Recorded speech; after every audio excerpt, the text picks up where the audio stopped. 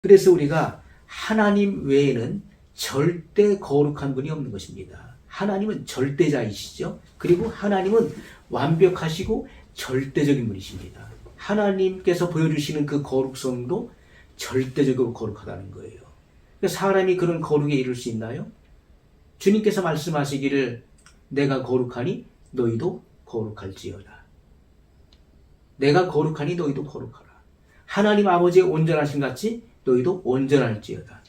사람은 하나님과 비교할 때 상대적인 거룩, 상대적인 성결을 말하는 것이죠. 상대적 성결. 그래서 하나님과 같이 그렇게 완벽할 수 없는 것입니다. 그러나 성경에 요구하기는 그 표준이 있는 것이죠. 하나님께서 도달하기를 요구하시는 그 표준이 성경에 나와 있는 것입니다. 그 표준에 도달했을 때 너는 거룩하다. 그렇게 인정하신다는 거예요.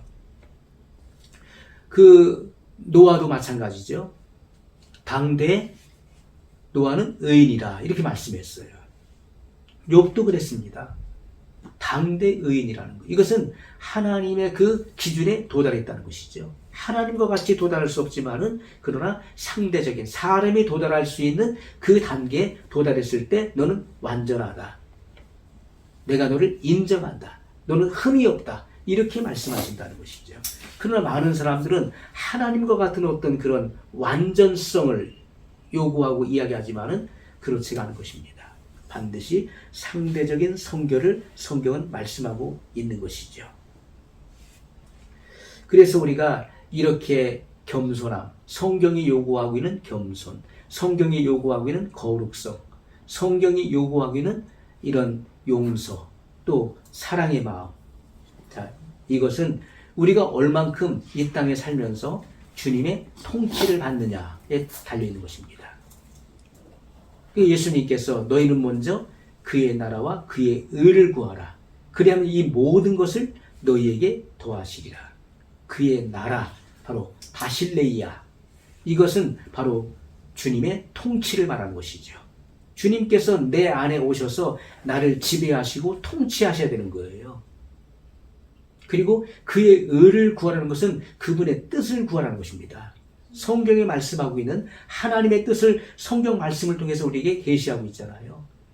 성경 말씀을 통해서 하나님의 뜻을 깨닫고 그 뜻대로 사는 자라야 천국에 들어가리라고 분명히 마태복음 7장 21절에 밝히고 있는 것입니다. 성경 말씀을 모르고서는 하나님의 뜻을 알 길이 없는 거예요. 성경 말씀이 하나님의 뜻을 우리에게 보여주고 있는 것입니다. 그래서 하나님의 나라가 이루어진다는 것, 천국은 여기 있다 저기 있다 할 것이 아니라 너희 속에 있느니라 이렇게 말씀했어요. 이것은 심령의 천국을 예수님께서 말씀하신 거예요. 심령의 천국. 이것은 주님의 통치가 내 안에 이루어지는 상태를 의미하는 것이죠. 심령의 천국이 이루어진 사람은 예수님과 동행하죠. 예수님과 영적인 교제를 나누죠. 그리고 예수님의 임재를 늘 순간순간 경험하는 것입니다. 자, 이 같은 우리가 삶을 통해서, 이 같은 삶을 통해서 우리는 주님의 성품을 공유하게 되는 거예요. 주님의 성품이 내 안에 자연스럽게 유입되는 것이고 그 성품을 공유하게 된다는 것입니다. 그래서 내 삶을 통해서 예수님의 성품이 자연스럽게 드러나게 된다는 것이죠. 예수님의 그 성품, 공생애를 통해서 보여주셨던 그 같은 예수님의 성품이 자연스럽게 내 삶을 통해서 나타나지게 된다는 거예요. 스데반이 그것을 보여주었고 또 사도 바울이 그것을 보여주었던 것입니다. 주님의 선지자들과 주님의 종들이 그 같은 주님의 성품을 보여주었어요. 그래서 우리는 내 자아가 드러나는 것이 아니라 내 고집, 아집, 내 성질, 못된 성질 이런 것들이 드러나는 것이 아니라 주님의 성품이 많이 드러나야 된다는 거예요. 아멘. 많이 드러날수록 내가 주님의 그만큼 지배를 많이 받고 있다는 것을 바로 반증하는 것이죠. 아멘. 그런데 오늘날 사람들이 거룩한 사람을 어떤 특정한 장소에서 찾으려고 해요.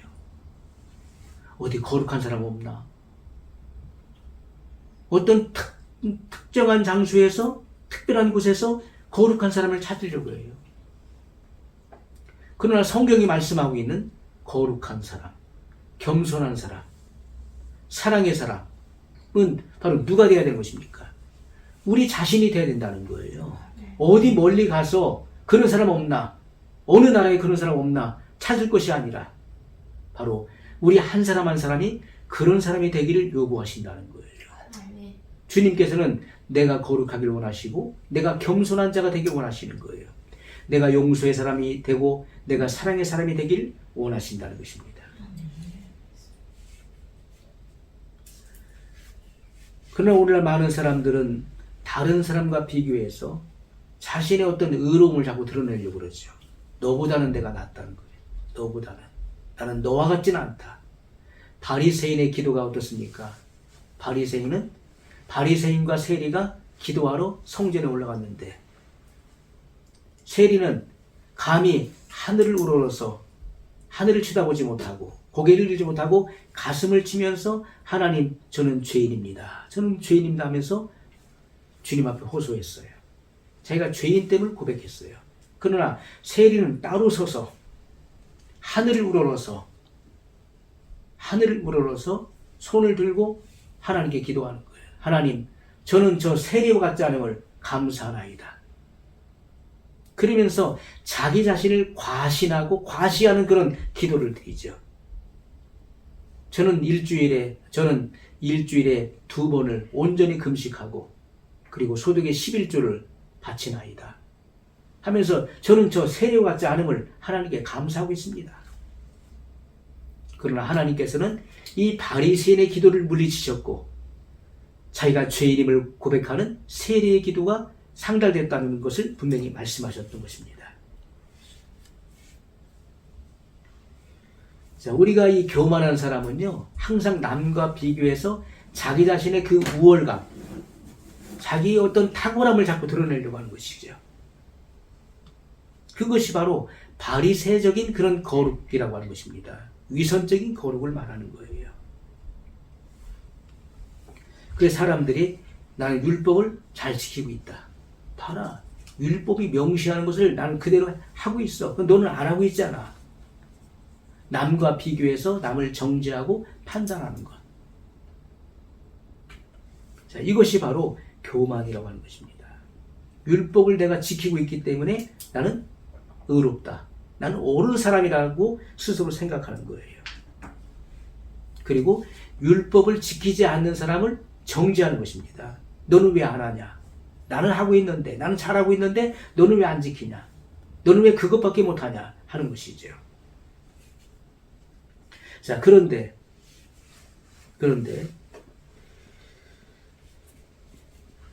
우리가 의롭다함을 받는 것은 무엇입니까?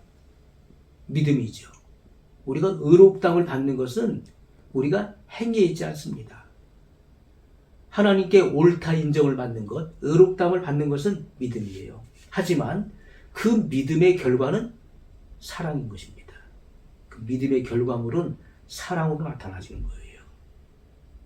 우리가 의롭다함을 받는 것은 믿음이에요.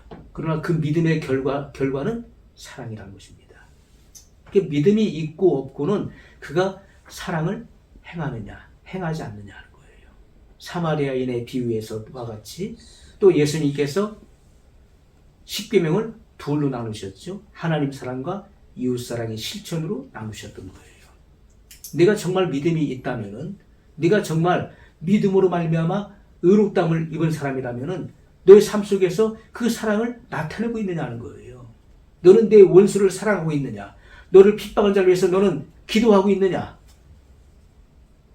누가 너의 오른편 뺨을 치거든 왼편도 돌려대는 그러한 사랑을 실천하고 있느냐 하는 부분이에요. 우리가 진실한 믿음 또는 거짓 믿음, 그것은 바로 사랑으로 그것이 판가름된다는 것입니다. 우리가 성경을 바르게 이해하지 않으면 안 되는 것이죠. 성경이 말씀하고 있는 이 실천적인 부분들을 우리가 바르게 이해할 수 있어야 되는 것입니다. 많은 사람들이 교회 안에서도 우리가 하나의 지체라고 하면서도, 우리가 형제 자매, 우리가 한 지체라고 하면서도 세상이 말하는 그런 방식을 쫓아 살아가죠. 세상의 그런 어떤 세상이 추구하고 세상이 생각하는 그런 방식을 많은 사람들이 추구하고 있어요. 성경과는 너무나 거리가 먼 것입니다.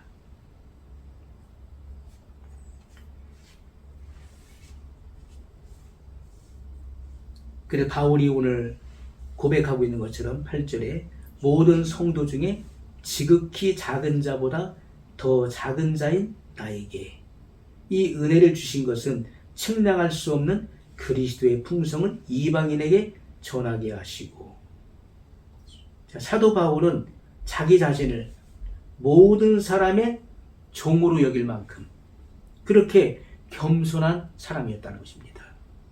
나는 모든 사람보다 더 작은 자다. 디모데전서 1장 15절에 바울이 그의 사랑하는 영적 아들에게 쓴 그 서신입니다. 성령의 감동으로 기록한 거예요. 거기에 자기 자신의 그런 고백이 나와 있어요. 죄인 중에 내가 괴순이라. 이렇게 고백했어요. 죄인이 아는 사람이 있나요? 이 세상에? 다 죄인이에요. 이것은 하나님께서 모든 인생들을 그렇게 죄인으로 규정하신 거예요. 모든 사람이 죄를 범하였음에 하나님의 영광에 이르지 못하더니 이렇게 말씀했잖아요. 모든 사람이 다 죄인이다. 그런데 바울은 죄인 중에 내가 괴수니라. 괴수가 뭡니까? 악당의 우두머리를 괴수라고 그러잖아요. 모든 사람이 다 죄 가운데 있어요. 모든 사람이 다 죄인이에요. 그런데 나는 너보다도 너희들보다도 나는 더 큰 죄인이야. 나는 악당의 우두머리야. 이렇게 고백하고 있다는 것이죠. 이것은 누군가에게 자기 자신을 잘 보이기 위해서 하는 게 아닙니다. 성령님께서는 사람의 마음을 감찰하시죠. 그래서 그의 진실성의 여부를 확인하신 거예요. 그래서 바울아, 너는 이렇게 기록해라. 내가 죄인 중에 괴순이라. 그의 마음을 진실하게 솔직하게 표현하게 하셨던 것입니다. 바울은 실제로 그 같은 마음과 자세를 갖고 살아갔던 사람이었어요. 주님을 만난 자의 그러한 진정한 그런 모습인 것을 보여주고 있죠. 자, 그래서 고린도전서 13장 4절 5절에 보면 바울이 고린도 교회에 편지하면서 이렇게 기록했습니다. 사랑은 자랑하지 아니하며 교만하지 아니하며 자기의 유익을 구하지 아니하며. 아멘. 자, 사랑이 무엇입니까? 사랑은 믿음의 결과물이라고 그랬죠? 사랑을 받은 사람, 하나님께로부터 이 같은 사랑의 속성을 받은 사람, 물과 성령으로 거듭나서 하나님의 사랑이 그 마음에 깃들인 사람, 또한 성령의 세례를 받음으로 이 같은 죄의 본성으로부터 자유케 된 사람. 자, 이런 사람들은 이 사랑의 속성을 갖게 되는데, 사랑은 자랑하지 아니하며 자기 자신을 자랑하지 않는다. 자신을 남과 비교해서 우월감을 갖지 않는다. 우쭐하지 않는다는 거예요. 교만하지 아니하며 자기의 유익을 구하지 아니하며. 자, 이것이 진정한 사랑의 그런 기초인 것을 분명히 말씀하고 있는 것입니다.